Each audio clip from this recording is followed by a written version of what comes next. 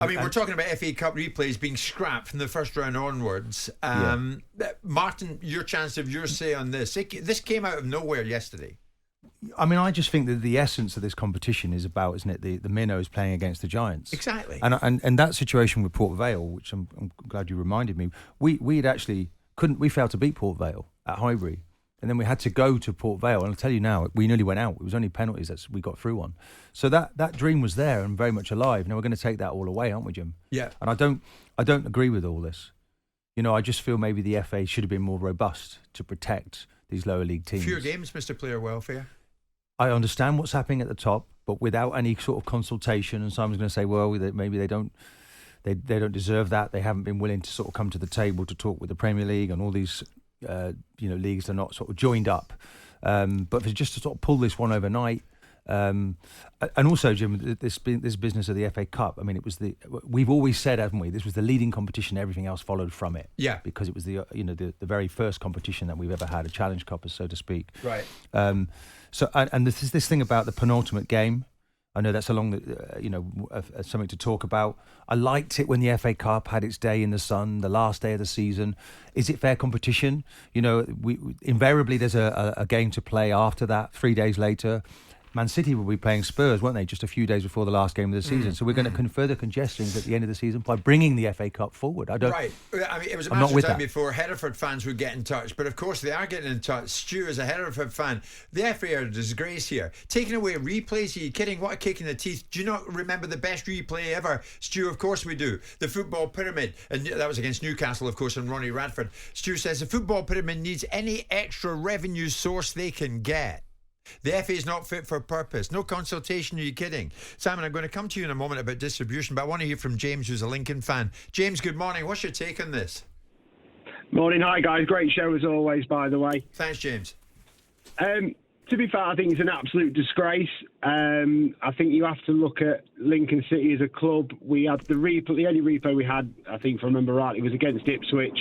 But without that, we wouldn't have got to the stages that we did and go to Arsenal away.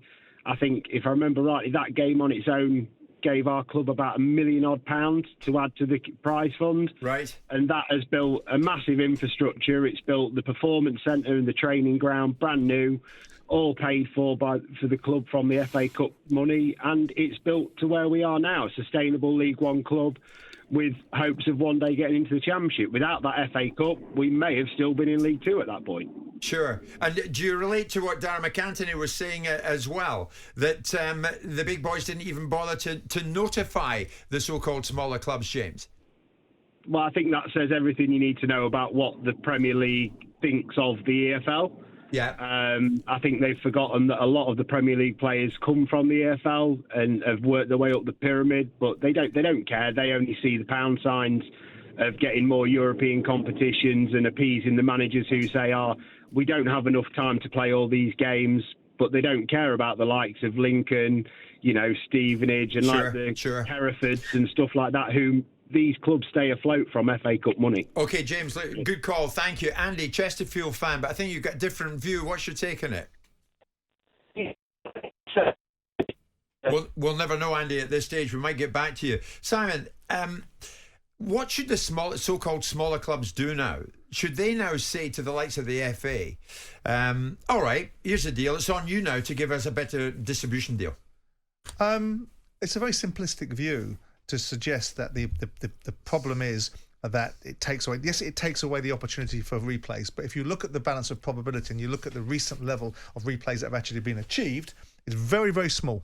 I think it was 2 last year. So we're talking about a very small amount of money. What we're talking about is the optics of what this looks like. Here's the reality of what would happen.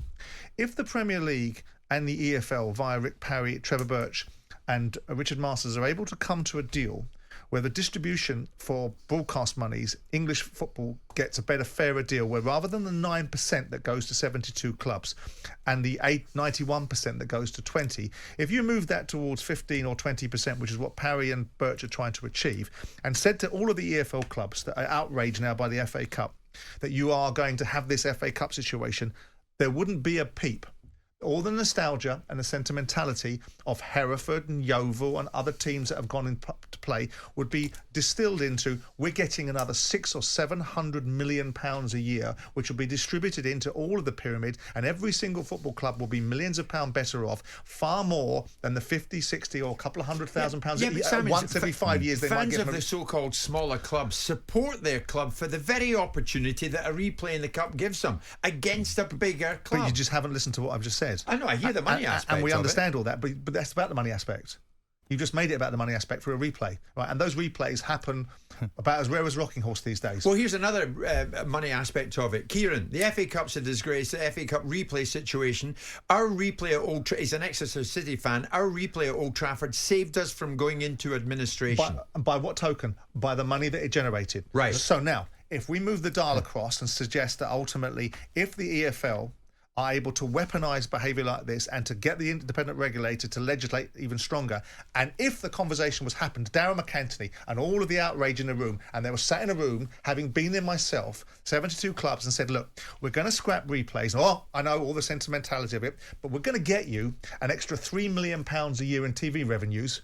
There would be no outrage, because there would be no need for any outrage, because what they would have gotten is 10 times, 20 times. But how likely is it they'll get that? Well, that's the that's the role of the independent regulator. Jim, that's the negotiation that's going on between the EFL and the Premier League, and that's the battleground. The competition that we have now is unique, isn't it? So we've got 729 teams that can take part in this event every year. It's quite unique. We give the little teams get an opportunity, don't they, to play with the big boys. Yeah. So if you're a plumber, you're an electrician, you're a tailor, you play against the big boys. And they still get it. Yeah, but they don't. But you dare to dream. You dare to dream in competition. I understand all that. Let's deal with reality rather than sentimentality. There aren't hardly any replays. But now, what's the best chance for a lower league team to go far in the competition? The principle of it, yes, I understand the idealistic nature of it. To get a result away from home and take them back home. If we are talking about the reality of what football has become, every single one of these conversations, I had people saying to me, it gave me an opportunity to go to Old Trafford, and I would never have been there as an Exeter fan, right? I haven't heard that yet. What I've heard is it saved my football club economically. That's what I've heard in every single conversation that you've read off from the teletext that we've got, and the outrage that's going on left, right, and but the memories for the fans and inspire people to come back year after year, and other teams to follow on. This, Simon, with no consultation yesterday.